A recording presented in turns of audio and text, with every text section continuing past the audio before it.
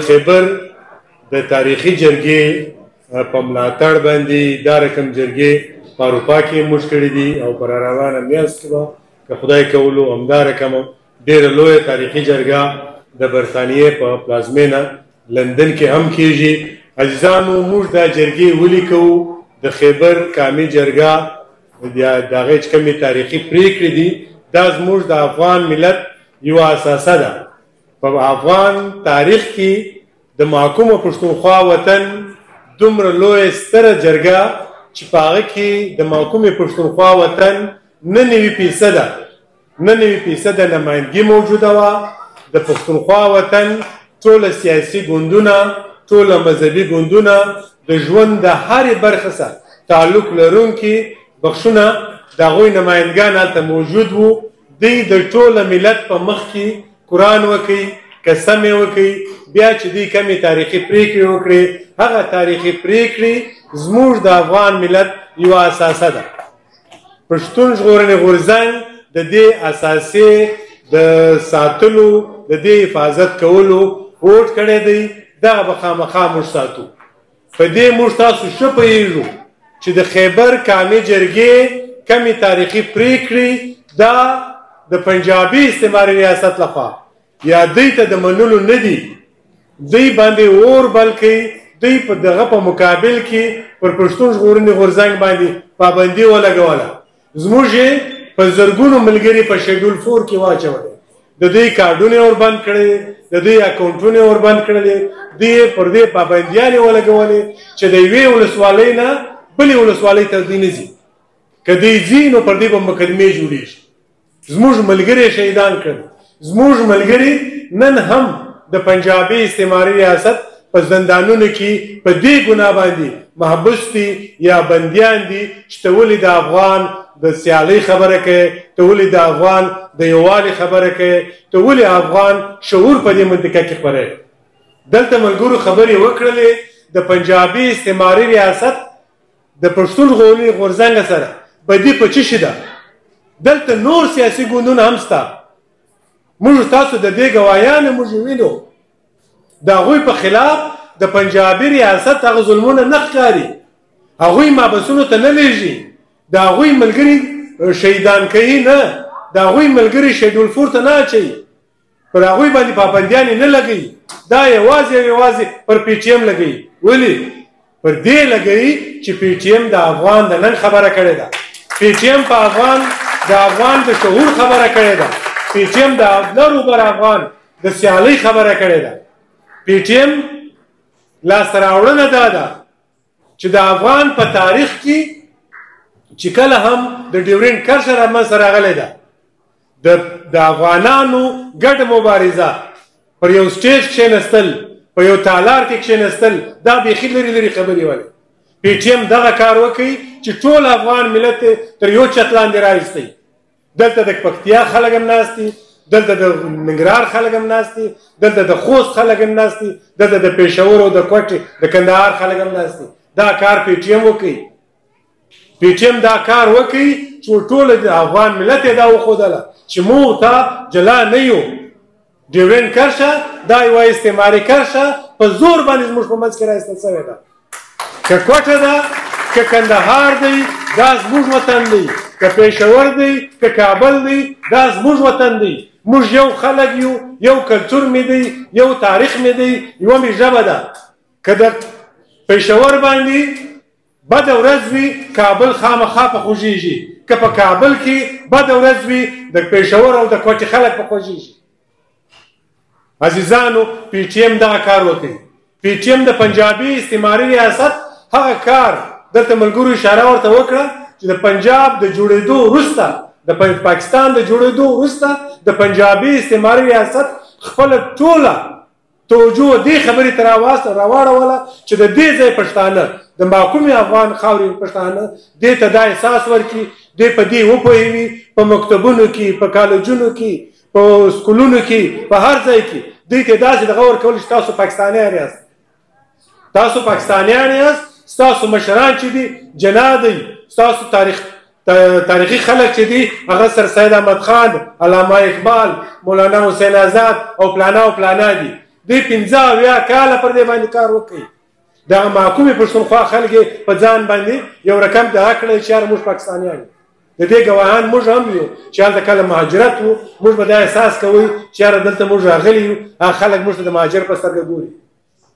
هغه حالت اوس پښتون ژغورنې غورځنګ بدل کوي. نن د کوټې پښتون په ډېر ویاړ باندې دا وایي چې زه افغان یم، په ډېر ویاړ باندې دا ملي بیرغ د کوټې په هر وزارت کې په هر لاریون کې دا هم درې رنګه ملي بیرغ راخڅی دی.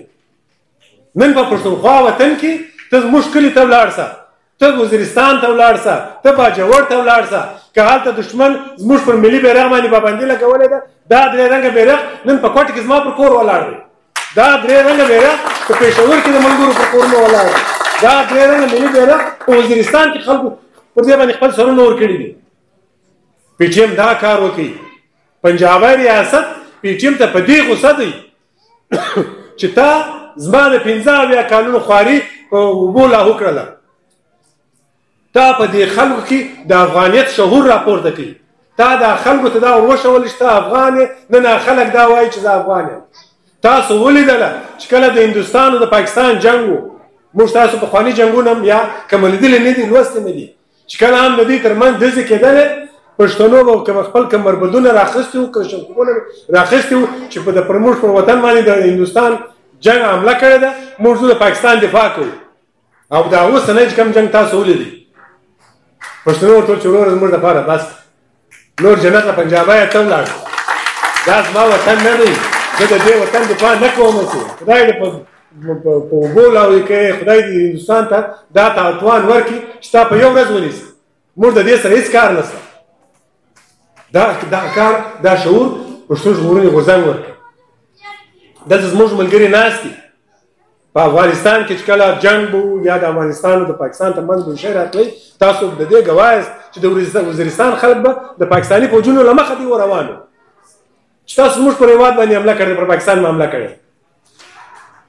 دا اوسنۍ دغه ترې راواخلئ، تاسو ولاړ شئ ویې ګورئ چې په وزیرستان کې خلک ورته ویل چې نالت دې صفر تاله. زه بالکل د پاکستان په ننګ نه راوځم. زه افغان یم، زه د افغان په ننګ راوځم، زه د افغانستان په ننګ درېږم. که څه هم زه د طالب سره مخالف یم، طالب زما سیاسي مخالف دی، خو زه د افغان وطن په ننګ درېږم. دغه د افغانستان هوایي حرم چې تا نقص کړی دی، تا پر کابل او په پکتیا او په بولدک او په ننګرهار او په کونړ کې هوایي بمبارونه کړي دي. د دې زه مخالف یم، دا زه غندمه، او که خدای وس راکړي د دې ستا لاس نیولم، تا لاس هم نیسم. دا کار پی ټي ایم کړی دی. عزیزانو، د خیبر تاریخي جرګه د هغه تاریخي پرېکړې، موږ به داسې یو دغه خبره وکړم چې کله هم په محکومه پښتونخوا کې جرګې سوي دي، د مختلفو سیاسي ګوندونو جرګې سوي دي، په هغه جرګې کې چې کومه آخري ورځ به راتله، دوی به قراردادونه پېښول. دوی به قراردادونه پېښول چې پکار دی موږ ته دا راکړي، پکار دی موږ ته دا راکړي، پکار دی موږ ته دا راکړي. د خیبر جرګې دغه په دې کې دی چې دوی مطالبې نه دي کړي. د خیبر جرګې فیصلې وکړي. دا فیصلې که اوس عملي کېږي که نه عملي کېږي، دا موږ ته یو تاریخي سند په لاس راغلی دی افغان ملت. هغه ورځ به راځي خامخا، زه به هغه توان پیدا کوم په ځان کې چې بیا به زه خپله دغه د خیبر جرګې دغه دوسیه راخلم چې راسه دښمنه زه تا سره اوس حساب کوم. دلته ملګرو یو دغه وکړئ چې تورخم به وي خو زنځیر به نه وي. پښتون ژغورنې غورځنګ پر افغان ملت غږ کوي چې ته تنظیم سه، ته منظمه سه، دغه زنځیر به زه وړمه پر اټک به درولم. دغه خاوره به دا جغرافیه به خامخا سره یو کېږي. دا زموږ مرام دی، دا زموږ هدف دی. د دې دپاره کار کوو، د دې دپاره راوتلي یو. په دې کې تاسو زموږ سره کومک وکړئ، د موږ سره ملګرتیا وکړئ، د موږ سره منظمه سئ، د موږ سره تنظیم سئ، اتفاق وکړو، اتحاد وکړو، یو قومي تحریک جوړ کړو. چې کله موږ یو منظمه قومي تحریک جوړ کړئ، دغه پنجابی ریاست چې د کم ظلمونه کړي دي، یوازې دا ظلمونه چې د په وزیرستان کې کړي دا نه، زه د ده سره دغه د 45 کلنه هغه کومه بد چې د ما سره کړي دي زما په میلیونونو خلک یې راوژلي دي د دې هر وینې حساب د ده سره زه کوم هغه ورځ خامخا راځي چې زه به د خپل میلیونونو شهیدانو حساب د ده سره کوم او دی به خامخا دې ته راولم دا زموږ مرام دی دا به خامخا کوي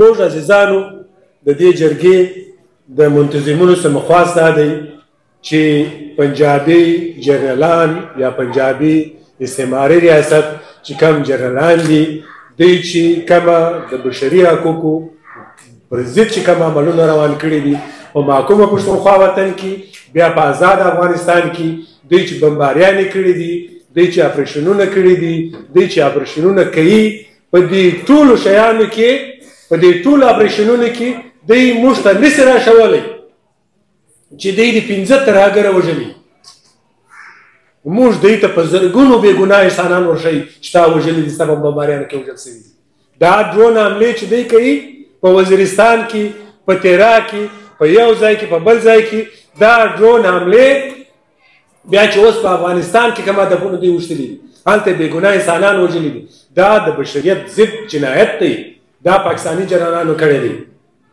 زما د دې جرګې د منتظمینو څخه دا خواست دی چې یوه کمیټې جوړه کړي چې دغه شی فالو اپ کړي مشر هم خپل په تقریر کې دا اشاره وکړله موږ راتلونکې میاشته کې په انګلینډ کې هم دا رقم یو لویه جرګه کوو هلته موږ یو ټیم جوړوو چې د پاکستاني جنرالان حاضر سرویسه جنرالان دا موږ آی سی سی ته انټرنیشنل کریمینل کورټ ته موږ هلته معرفي کړو انټرنیشنل کریمینل کورټ ته د جهان هغه جنگي جرایمو کې چې کوم ملوث خلک دي دا هلته راوستل کېږي هلته دوی محکمه کېږي موږ د دې جرګې څخه خواست دا دی چې راسئ تاسو یو ټیم جوړ کړئ 15 کسیزه کمیټۍ په اروپا کې به موږ 15 کسیزه کمیټۍ جوړه کړو هلته موږ وکیلان لرو پر دې باندې به ګډ کانفرنسونه سره وکړو چې څه رقم موږ کولی سو چې پنجابي جنرالان آی سی سی ته راکش کړو چې تا یو پنجابي جنرال آی سی سی ته راکش کوي دا نور ټول جنرالان دا جنرال موږ ته معلوم دي دا پوج موږ ته معلوم دی موږ چې هلته مبارزه کوله خدای سته موږ دا رقم مبارزه کړې ده چې 15 موټره د پنجابي فوجونو موږ په 15 کسان ورته ولاړو دوی زموږ مقابله نه سوی کولی د دې ایمان موږ ته معلوم دی دوی نور هېڅ نه نه لري یوازې او یوازې ظلم کولی شي د دې ظلمه څخه د رانیولو دپاره موږ په کار دی چې داسې یو شی جوړ کړو کمیټیان یې جوړ کړو چې دوی خامخا دغه ته راکش کړو بل دا ملګرو مجلسونه ډېر دي خو برته موږ په افغانستان کې چې کم حاکم رژیم دی یا دولت دی د دوی سره دا غوښتنه کوو چې د ټولو افغانانو یوه لویه جرګه راوغواړي یو مشروطه افغاني حکومت جوړ کړي هلته په افغانستان کې د بشري حقوقو چې کوم دغه دی هغه ته قدر ورکړي د هغوی د ښځو چې کوم تعلیم دی پر هغې پابندۍ دې ختم کړي زموږ ملي بیرغ دا دې زموږ ملي بیرغ وګرځوي که دا غواړي چې دلته دغه جوړ افغانستان باندې چا په زور باندې حکومت نه دی کړی او دا نسي کولی دا رقم به کنټینیو نه وي خامخا به یو ورځ نړېږي که د جنګ له لارې ختمېږي په دې کې د افغانستان او د افغانانو بربادي ده نو ښه خبره دا ده چې د افغانانو یو لویه جرګه راوغواړئ هلته یو مشروطه نظام جوړ کړئ په ګډه باندې دا وطن سره جوړ کړو په ګډه باندې دا دردېدلی ولس دا ځپلی ولس دا مهاجر ولس دا د دې د زخمونو مداوا وکړو